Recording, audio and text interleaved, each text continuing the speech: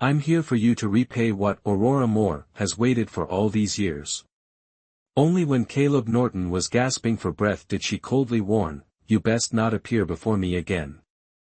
If you do, I'll beat you every time I see you. After she left, everyone was still in shock. From the upper floor, Prince Leonard Kent, who had witnessed the entire scene, calmly ordered Caleb Norton to be saved. If he dies, this will become troublesome. But in his heart, he clearly admired her decisiveness and skill. It's your bad luck to have run into her. Inside the carriage, Beatrice Pearl cowered in fear, trembling as she looked at her mistress, who seemed like a completely different person. But Aurora Moore gently reassured her, as long as you don't betray me, I swear no one will ever bully you again in this life. Those words made Beatrice Pearl understand that even if her mistress had changed, her loyalty remained unwavering. Although she had left the fragrant Jade Pavilion, Aurora Moore knew that today's fight would bring trouble. To prepare, she had the carriage stop in front of a small, unassuming fabric shop in a quiet neighborhood. At the small fabric shop, Aurora Moore not only ordered a few yards of fabric but also secretly relayed a message on a small piece of paper, tonight at the hour of the rat, the bamboo forest graveyard. The shop owner, after receiving the message, his face tense, immediately began to prepare. As night fell, in the desolate graveyard, Aurora Moore walked alone, surrounded by cold tombstones and the rustling of dry leaves. As she ventured deeper, several figures wearing grotesque demon masks emerged from the shadows. A cold blade pressed against her neck, and a sharp female voice rang out, "Who are you? How do you know our contact method?" Aurora Moore calmly replied, "Is that Tessa?" The words startled the woman holding the blade. When she removed her mask, her eyes filled with tears, she knelt down and cried, "Master, you're really alive." One by one, her former subordinates appeared, but the atmosphere grew heavy as they recounted the horrific events that had transpired after she was sentenced to death. Some subordinates had been killed in failed assassination attempts to avenge her. Others, out of helplessness or grief, had chosen to leave or join the demon clan, a decision Aurora Moore couldn't accept. Hearing of the suffering and humiliation her close associates had endured, her heart tightened with a mixture of anger and sorrow. Despite this, there was good news. The Central Command Order, the underground network she had built, was still operational. The fabric shop owner was one of the most loyal members, reporting that the organization was still capable of recovery if rebuilt. Standing among the people who had once followed her wholeheartedly, Aurora Moore solemnly asked, "Will you still obey my commands?" Her words echoed through the night, like a vow to restart everything. Aurora Moore began to rebuild her power in the shadows, gathering her loyal subordinates to prepare for a difficult and perilous fight to reclaim her position. After her subordinates unanimously responded with an oath of loyalty, Master's command, "Death is no excuse," she began assigning tasks. Leo was responsible for reorganizing the Central Command Order network to gather information within the court and the palace. Tessa was sent to Lu Ding to find an important person, while Chua was tasked with maintaining his position as Supreme General, awaiting the summons. But to carry out larger plans, she decided to seek an alliance with the 10 Heavenly Stems, a secret organization once loyal to the late Emperor. Her subordinates worried, the 10 Heavenly Stems are currently protecting Blake King. If they know you're alive, they'll hunt you down. But Aurora Moore declared resolutely, depose the tyrant, establish a new emperor.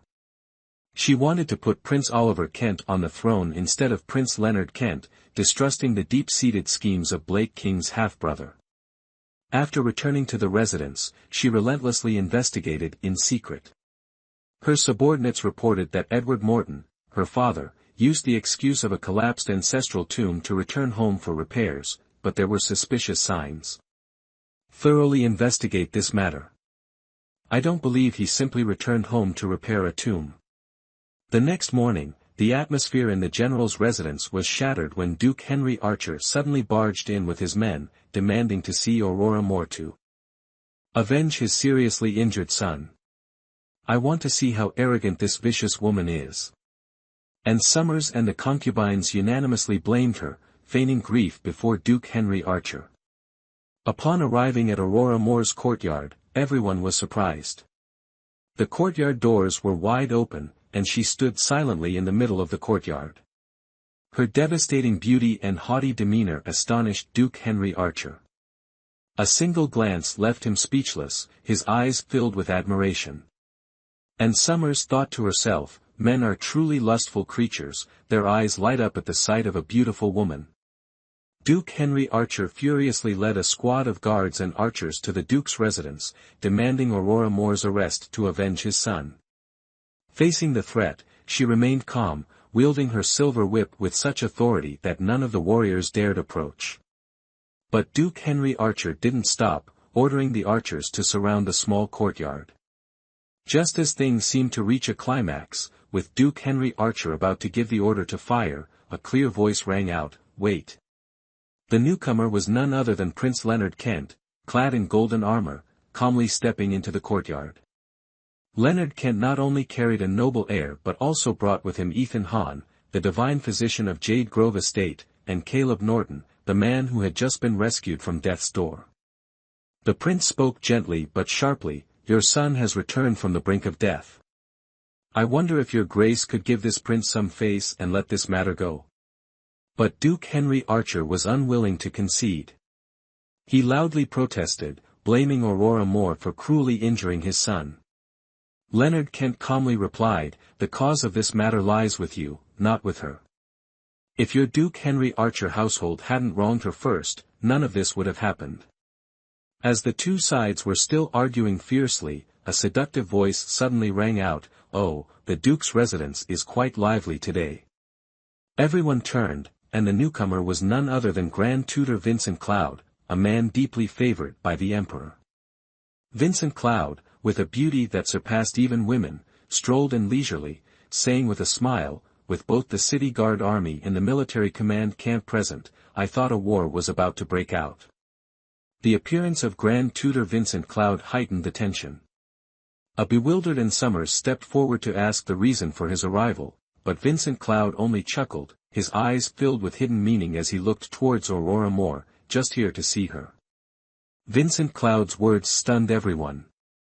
The chaos within Duke's residence was no longer simply a confrontation between Duke Henry Archer and Aurora Moore, but a swirling vortex of courtly secrets and schemes.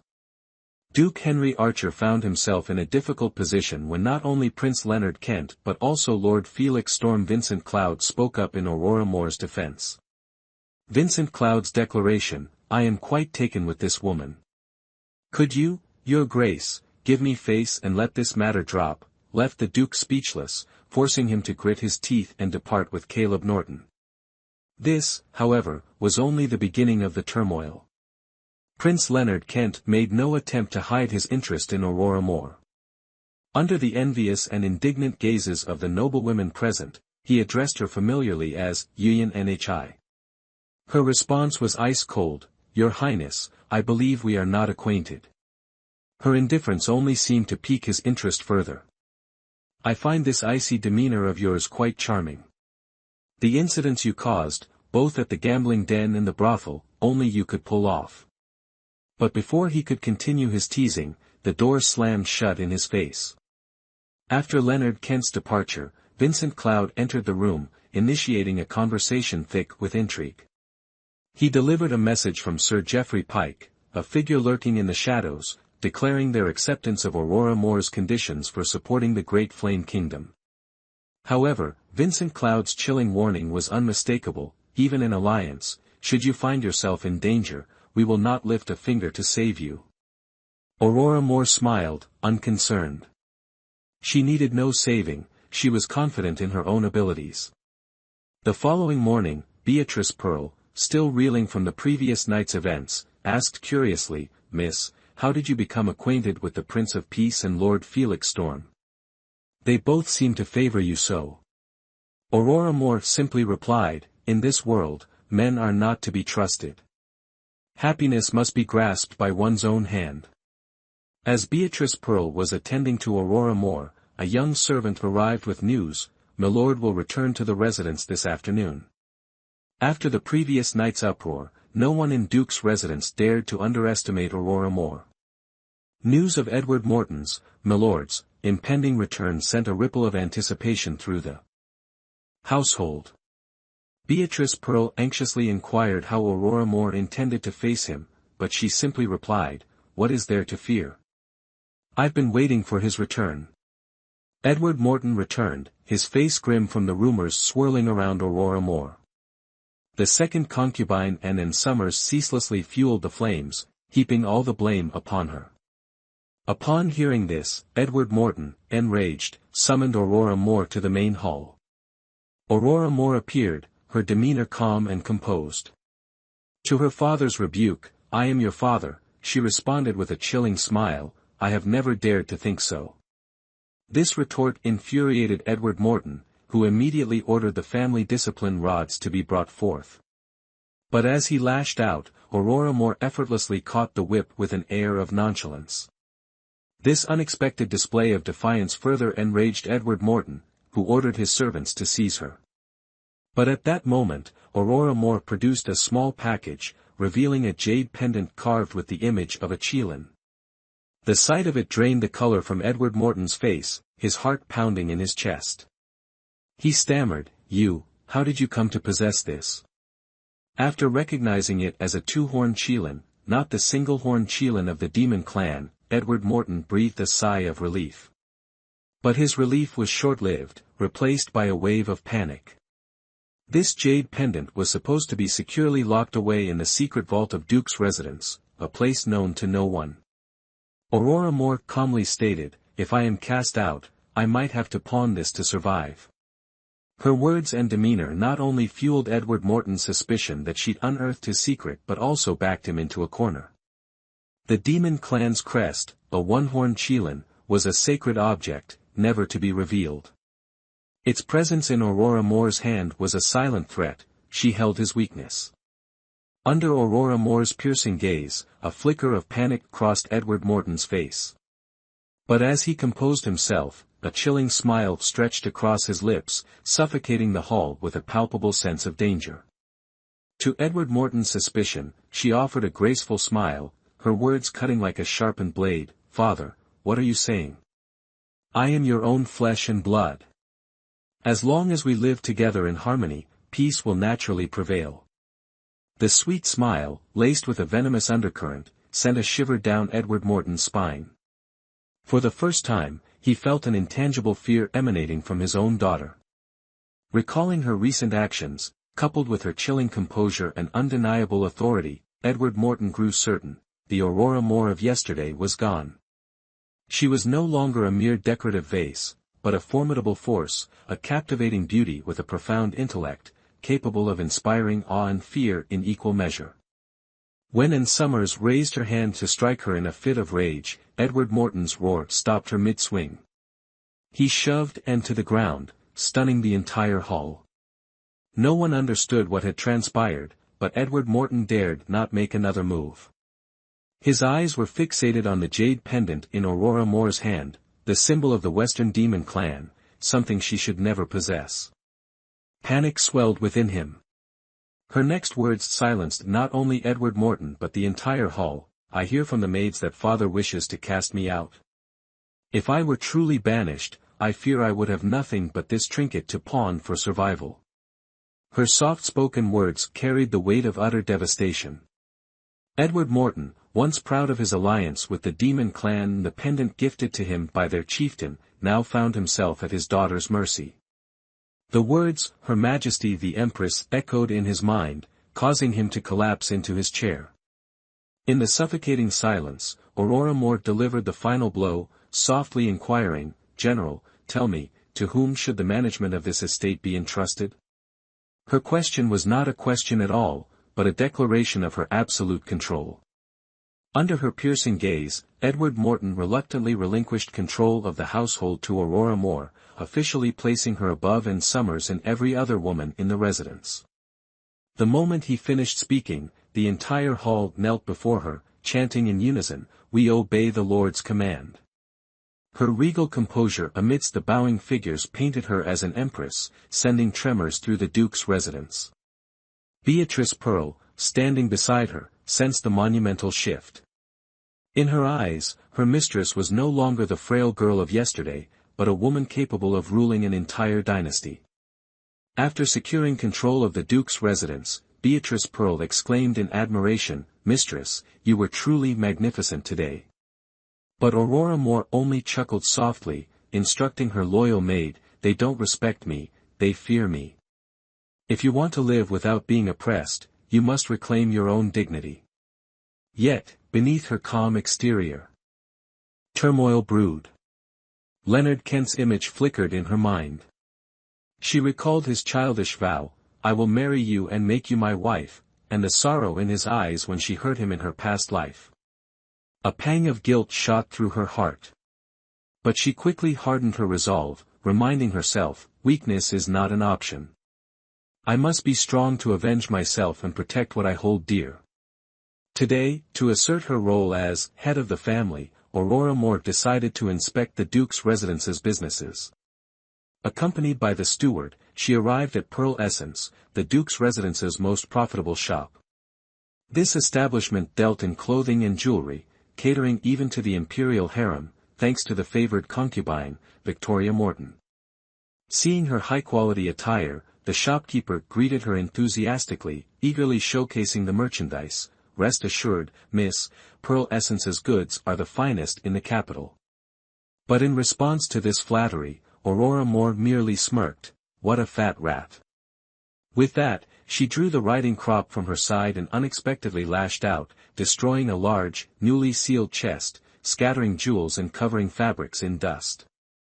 Her movements were both powerful and graceful, leaving both the shopkeeper and the customers unable to react. At Wishful House, considered the general's estate's largest business, the shopkeeper showed resistance to Aurora Moore, arguing that the damaged goods would affect the filial piety offerings to Violet Ivy Morton in the palace. Though his words were respectful, the shopkeeper's smug look clearly intended to use Ivy Morton as leverage against Aurora Moore. But faced with this provocation, Aurora Moore only sneered, "Things touched by vermin, you dare send to the palace? Are you trying to bury the Duke's residence alive?" Her words, though soft, exuded a chilling authority, leaving the shopkeeper and his assistants frozen in place. When the shopkeeper attempted to use the general's authority to argue back, Aurora Moore remained unfazed. With a flick of her wrist, she transformed a writing brush into a hidden weapon. In a single move, the brush, now stained with blood, was lodged deep between the shopkeeper's eyebrows. He fell, eyes wide open in death. Before the horrified gazes of everyone present, Aurora Moore coldly declared, "Embezzling profits, plotting against a noble of the royal court, anyone can punish such acts. The Duke's residence doesn't need such people." Her sharp words and overwhelming presence filled the room with a suffocating atmosphere. Everyone broke out in a cold sweat, no one daring to disobey. To emphasize her control, she ordered, "Take the body to the authorities and reduce the Duke's residence's expenditures by 3/10. No silver is to be touched without my command." Each word cut like a knife into the hearts of the steward and the servants, forcing them to submit to her authority. Not stopping there, Aurora Moore skillfully toyed with Ivy Morton. She ordered the selection of inferior goods as filial piety gifts for Ivy Morton, adding, "If her ladyship needs more in the future, I'll offer an 80% discount, as a token of kinship." Her gentle smile, laced with a chilling undercurrent, sent shivers down everyone's spines. That night, after handling everything at Wishful House, Aurora Moore quietly left the Duke's residence dressed in men's clothing. At a secret location, she met with an old acquaintance, Samuel Crane, Daniel Boone, one of the 12 earthly branches who had been loyal to her in her past life. Seeing her, Samuel Crane, overcome with emotion, knelt and acknowledged her as his master. "Daniel Boone, I greet you, master." Aurora Moore couldn't help but feel a pang of grief as she recalled the subordinates who had died tragically at the hands of Blake King, but she calmly ordered, "You have 2 months to replace all the palace guards with our people. Also, get Hattie out of there." But Samuel Crane revealed that Hattie, one of her most loyal subordinates, knew she was alive but refused to leave the palace, determined to act as an inside agent. Hearing this, her heart grew heavy. With a pained look, she handed a secret object to Samuel Crane, instructing, "Give this to Boar. He'll know what to do." After entrusting a porcelain jar containing a vital secret to Lucas Crane, one of her loyal subordinates, Aurora Moore pondered the newly gathered intelligence. The clandestine dealings between Duke's residence and the Demon Clan fueled her resentment, solidifying her resolve to contact Mao and Su, the two estranged zodiac branches, to rally their forces. Every move was meticulously calculated to overthrow her enemies and secure the Great Flame Kingdom. Despite a sleepless night, Aurora Moore maintained her composure, calmly preparing for the summons to the palace from Ivy Morton, the favored violet. Before leaving, she issued a pointed warning within the residence: "If I return to find Beatrice Pearl has suffered any grievance, I will make sure Duke's residence knows no peace." Her soft yet authoritative words instilled fear in everyone, even moving Beatrice Pearl to tears. On her way to the palace, her carriage was deliberately jostled, a petty attempt at torment. But with the iron will forged on the battlefield, she remained composed and unfazed. Before the palace gates, each step exuded arrogance and aloofness, intimidating the guiding eunuch into impeccable courtesy. Stepping through the imperial palace doors, painful memories from her past life flooded back. This place, once a hell of conspiracies and bloodshed, was now her arena, where she would confront and settle all scores. From Violet's palace, the sound of a whip against flesh echoed, accompanied by agonizing cries. Clearly, Ivy Morton was attempting to intimidate her. But faced with such childish tactics, Aurora Moore merely smiled faintly, displaying neither distress nor anger. Upon entering, Ivy Morton, pregnant with the royal air, one hand supporting her belly, feigning anger, greeted her with a sarcastic tone: "Sister, you arrive at the perfect moment. Are these the substandard goods you sent to this palace? I had to summon you to witness, lest a villain frame me." Ivy Morton spoke with the affected nobility and authority of a favored concubine carrying the royal air, clearly intending to humiliate Aurora Moore before everyone. Facing Ivy Morton, the pregnant Violet, Aurora Moore expertly concealed the flicker of hatred in her eyes, calmly sitting down to enjoy the fruit, indifferent to Ivy Morton's staged display of power. Aurora Moore's composure and indifference infuriated Ivy Morton, who overturned the table of fruit and berated the servants, but Aurora Moore remained unmoved. Despite Ivy Morton's attempts to exert her authority and use threatening words, Aurora Moore responded smoothly, maintaining a calm yet sharp demeanor. When Ivy Morton lost control and tried to claw at her beautiful face, Aurora Moore effortlessly dodged, even skillfully retaliating. The controlled strength in her grip caused Ivy Morton pain, leaving her powerless. The two sisters faced each other, eyes filled with hatred. Though Ivy Morton tried to use her status as Violet to threaten her, Aurora Moore replied softly but with deadly intent: "There's nothing I wouldn't dare do. Sister, try me." Her words, light as a breeze, sent a chill down Ivy Morton's spine, increasing her suspicion of the woman before her. Before the tension could dissipate, the gentle voice of Prince Leonard Kent broke the silent battle between the two sisters. He entered with a leisurely air, his manner teasing both Aurora Moore and Ivy Morton. The prince's arrival angered Ivy Morton, but she dared not confront him directly, forced to grit her teeth and endure. Leonard Kent, a smile playing on his lips, approached Aurora Moore, addressing her intimately as "Fourth Mississippi." Noticing her attempt to leave, he deliberately blocked her path, mentioning a court musician named Serena. Aurora Moore, ever alert, instantly recognized an opportunity and requested a musical performance. But Prince Jing, seemingly intent on teasing, purposefully held her hand, his smile laced with hidden meaning. Despite her struggles, Aurora Moore couldn't break free. The atmosphere tightened once more, the gazes of both parties laden with an intricate, unreadable complexity. Leonard Kent, under the pretense of collecting revenue, deliberately sought Aurora Moore out, but she offered no quarter. She even resorted to striking his waist and attempting a kick to his groin to escape. Though he blocked her attacks, her sharp, resolute defiance remained unshaken. Prince Jing, accustomed to his flirtatious ways, continued his teasing, but his keen eyes never ceased scrutinizing Aurora Moore's every move, forcing her to maintain a silent vigilance.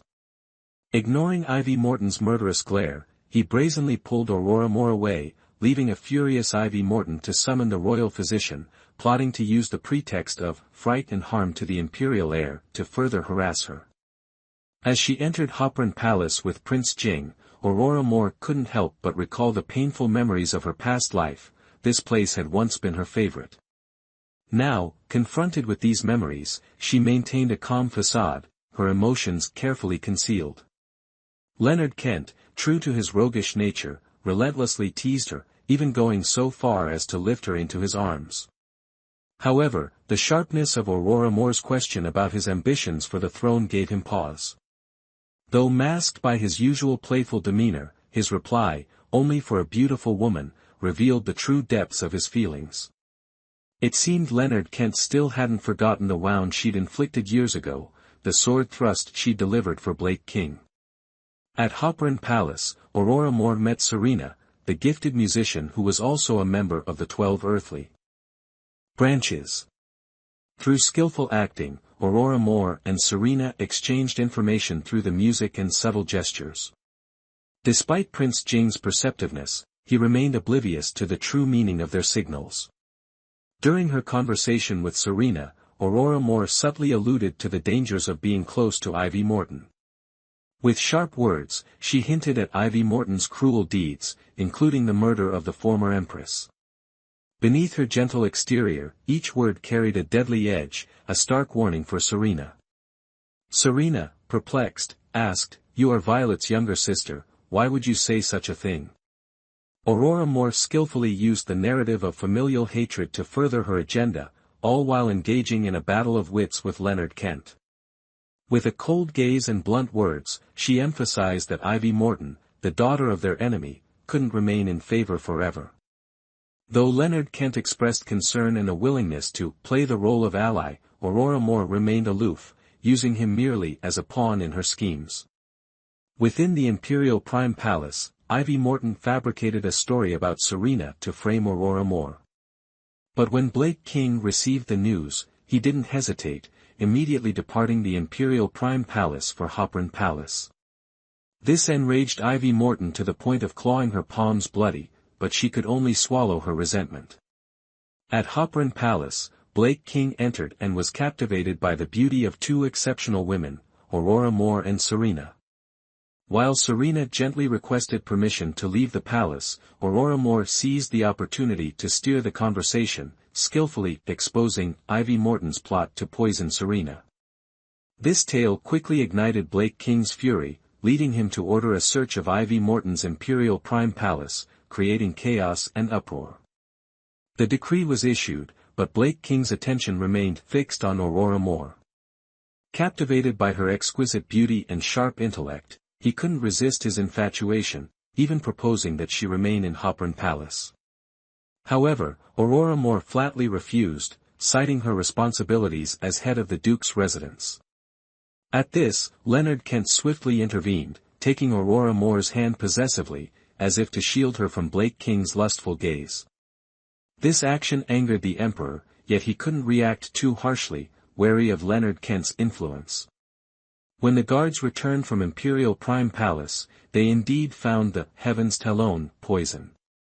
This immediately validated Aurora Moore's accusation, placing Ivy Morton in a precarious position.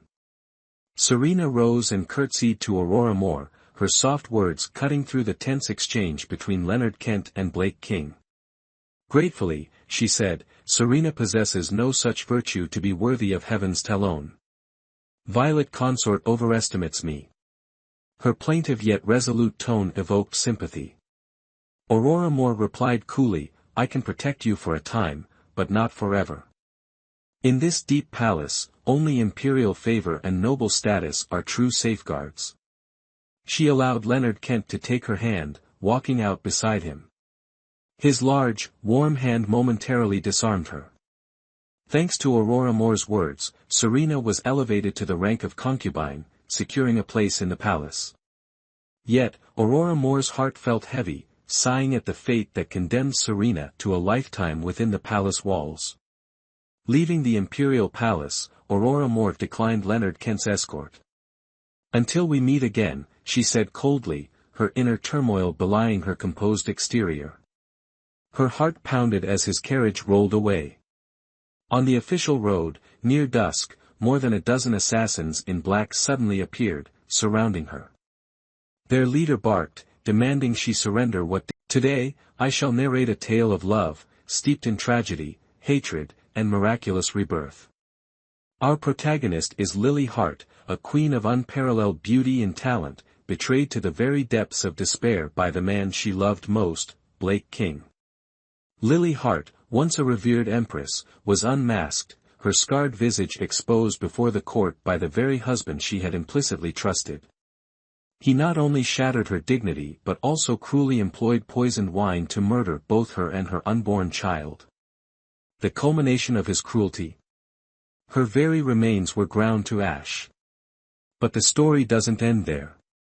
Under the radiant sun, she returned. Lily Hart was no longer herself, she now inhabited the body of Aurora Moore, a young heiress cast off by her betrothed's family, subjected to injustice and scorn. Her junior disciple, a master of the soul exchange technique, employed this arcane art to revive her soul within this new vessel. "We are both souls burdened by misfortune, allow me to avenge your wrongs." From this point forward, she was no longer the frail Aurora Moore, but the powerful and regal Lily Hart, reborn. The story unfolds with her resilience within a duke's residence teeming with conspiracies and ruthless individuals. The Duchess employed every scheme, even poison, to harm her, but she, a veteran of battlefields and countless perils, was no longer an easy target. A single icy glare, a forceful slam of her hand upon the table, sent the Duchess's servants trembling. "I am the mistress here, and you are mere wretches." However, confronted by a past brimming with sorrow and boundless hatred, could Lily Hart maintain her steely heart? With her betrayer, Blake King, still relentlessly pursuing her, and the gentle yet dangerous Leonard Kent entering her life, where would this tale ultimately lead? The servant girl having just departed, Aurora Moore scoffed, lifting the cup of murky medicine and pouring it directly into a flower pot, as nonchalantly as if it were not poison. Beatrice Pearl, her loyal handmaid, hastily offered a cloth to wipe her hands, her gaze filled with respect for her mistress, a woman now exuding an entirely different aura. Soon, a flurry of footsteps echoed, and the newcomer was none other than Haley Morton, her half-sister, known for her sharp tongue and condescending gestures. "Little sister's temper has grown quite bold lately," she remarked with a saccharine smile that masked ill intentions. Yet, Aurora Moore was no longer the fragile young lady who once endured every indignity.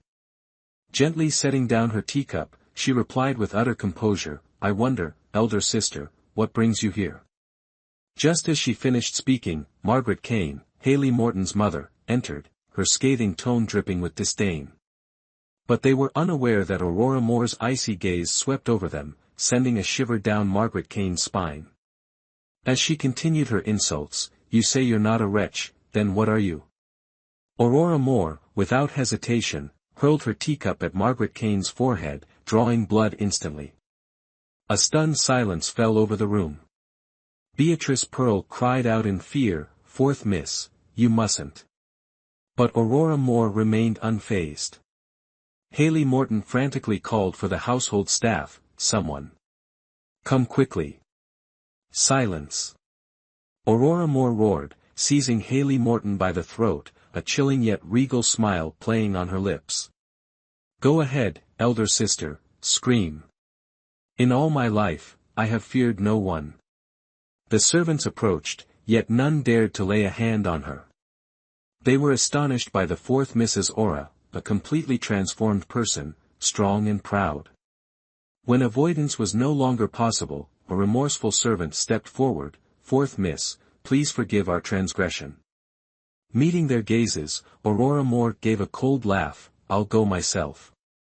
She strode from the dilapidated courtyard, defiance flashing in her eyes, as if asserting that from now on, she would never again allow anyone to bully her. General Morton, Edward Morton, outwardly a man of integrity, kept 7 concubines within his mansion, fathering 3 sons and 8 daughters.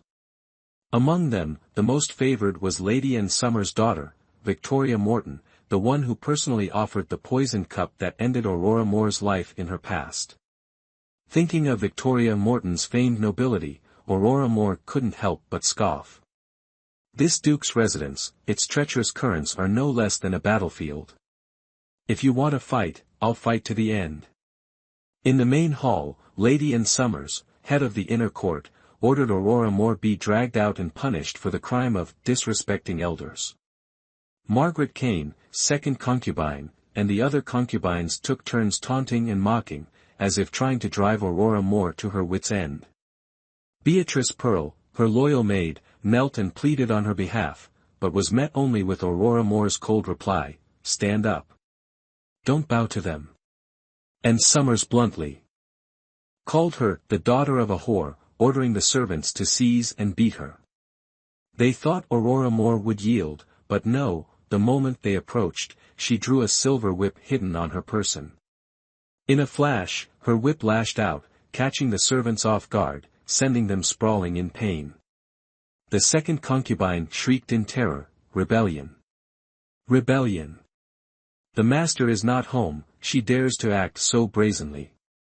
But before she could finish, Aurora Moore's whip cracked down, tearing flesh from her skin, leaving her writhing on the ground in agony. Margaret Kane panicked, screaming for the maids to seize Aurora Moore, but the maids, accustomed to the easy life within the mansion, fled in terror at the horrific scene, none daring to approach. Aurora Moore's gaze swept across the room, her icy stare causing the 5th and 6th concubines to shrink back in fear. The 5th concubine hastily sued for peace, "4th Miss, we have no quarrel, please spare us." But her plea was met only with Aurora Moore's cold laughter and a powerful swing of the whip that shattered a nearby tea table, sending the 5th concubine tumbling to the ground. This display of power silenced the hall in terrified awe. However, just as Aurora Moore's silver whip was about to descend upon Anne Summers, a man suddenly appeared, his sword intercepting the blow, snapping the whip into pieces. The newcomer was none other than Victor Morton, Minister of Rights, Margaret Kane's son. Margaret Kane, overjoyed as if she had found her savior, rushed into her son's arms, weeping and complaining. Aurora Moore merely scoffed, "So it's the Minister of Rights. I remember, back at the Kiyuan Imperial Garden, you fainted at the sight of assassins. You're truly courageous." The mocking words choked Victor Morton with rage, leaving him only able to bellow threats, "You dare defy your elders. Today, I will have you imprisoned." And Summers then chimed in, ordering Aurora Moore expelled from the mansion. In response, she simply smiled faintly, "By you? You're not qualified." Then, taking Beatrice Pearl's hand, she departed, not forgetting to leave a parting challenge, "If you want to see whose side that old scoundrel Edward Morton will take, just try it." Departing the main hall, Aurora Moore immediately strategized her next move. Unfazed by Anne Summers' supply embargo, she directed Beatrice Pearl to convert their remaining assets into bank notes. Disguised as a man, she proceeded directly to Grand Capital's largest gambling den, Heaven's Luck Gambling Hall. With an air of confident ease, Aurora Moore captivated all eyes upon entering the gambling hall. Within a few hands, she stunned the house with an improbable winning streak. But the real game commenced only with the arrival of Elder White, the establishment's proprietor. Elder White, a man of considerable influence, challenged Aurora Moore, wagering his entire fortune. Unhesitatingly, she tossed her stack of bank notes onto the table, eliciting gasps of astonishment from the onlookers.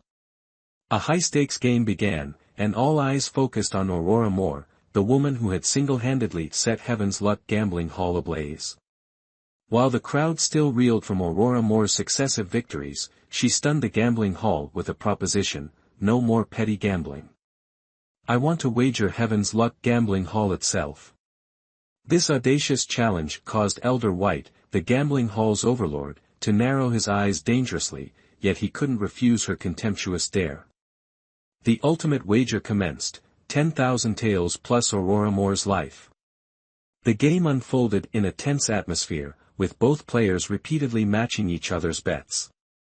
But in the final round, as Elder White seemed poised for victory, Aurora Moore abruptly leaped onto the table, catching him red-handed with a concealed, weighted coin. "You cheat," she declared coldly, exposing him before everyone, leaving Elder White speechless and flustered. Just as Aurora Moore prepared to deliver her retribution, a dart whizzed through the air, interrupting the confrontation. A silver-haired elder appeared, his demeanor calm, carrying 30,000 taels in bank notes as an inducement for her departure. But Aurora Moore scoffed, rejecting the money and challenging this elder to wager the gambling hall. The elder skillfully declined, offering only a cryptic warning: such aggression will only invite misfortune. Recognizing the unfavorable circumstances for confronting the true owner of Heaven's Luck Gambling Hall, Aurora Moore opted for a strategic retreat. Exiting the establishment with 40,000 taels, she confidently declared to Beatrice Pearl, "With me around, no one will bully us." While preparing to savor their victory with a lavish meal at Nature's Haven, a sudden incident unfolded on Grand Capital's bustling streets. The throngs parted for two prison carts brimming with soldiers escorting prisoners. Looking closely, Aurora Moore recognized Cedric Kane and General Liam Hunter, the Tiger's Fury, two men who had fought alongside her in countless battles. Her blood boiled. What has happened? Does this road lead to the execution grounds? Unable to contain her fury, she grabbed the carriage driver, her eyes flashing with murderous intent, ready to confront whatever lay ahead. Aurora Moore, hearing of Cedric Kane and General Liam Hunter, the Tiger's Fury, being charged with treason, burned with indignation. Cedric's tragic cries from the prison cart echoed through the streets, denouncing Blake King's injustice and cruelty. Painful memories resurfaced, and she could only suppress her rage, ordering the driver to Lynn Grove. Upon reaching the forest outside the city, Aurora Moore abruptly leaped from the carriage, plunging into the dense woods and collapsing from exhaustion. She awoke in the opulent residence of a stranger, the lavish surroundings immediately raising her guard. Soon, a man entered, his demeanor unrestrained, his alluring eyes holding a hint of arrogance. It was none other than Prince Leonard Kent, the man she once considered her childhood sweetheart. Aurora Moore maintained her composure, expressing gratitude for her rescue, but was taken aback when Prince Jing brazenly teased, "How about a marriage alliance? This beautiful maiden has caught my fancy." She tried to keep her distance, excusing herself to return to the Duke's residence, but he insisted on escorting her back, seemingly intent on lingering. On the way, Leonard Kent sneered, "The fourth miss of the Duke's residence dresses like a wild urchin, gallivanting all over the place." His provocative words left her with no choice but to endure. When they arrived at the Duke's residence, the entire household was in an uproar. And Summers and the concubines rushed out to greet them, their voices overflowing with respect. "The Prince of Peace graces us with his presence. We are truly remiss in our welcome." Leonard Kent's arrival caused a stir within the Duke's residence, but his gaze remained fixed on Aurora Moore, filled with hidden meaning. Aurora Moore quickly made an excuse, urging Leonard Kent to leave, saying, "Your Highness must have important matters to attend to. This humble maiden dares not delay your journey any further." As if seeing through her thoughts, Leonard Kent smirked, replying casually, "You're right. I have to visit Manor at the Fragrant Jade Pavilion today." With that, he boarded his carriage and left without looking back. As the carriage disappeared into the distance, Aurora Moore breathed a sigh of relief, a single thought echoing in her mind: never to see him again in this lifetime. But she didn't expect that the Prince of Peace's visit would change the entire Duke's residence's attitude towards her, from indifference to respect. Taking advantage of this shift, she began to calculate her next steps.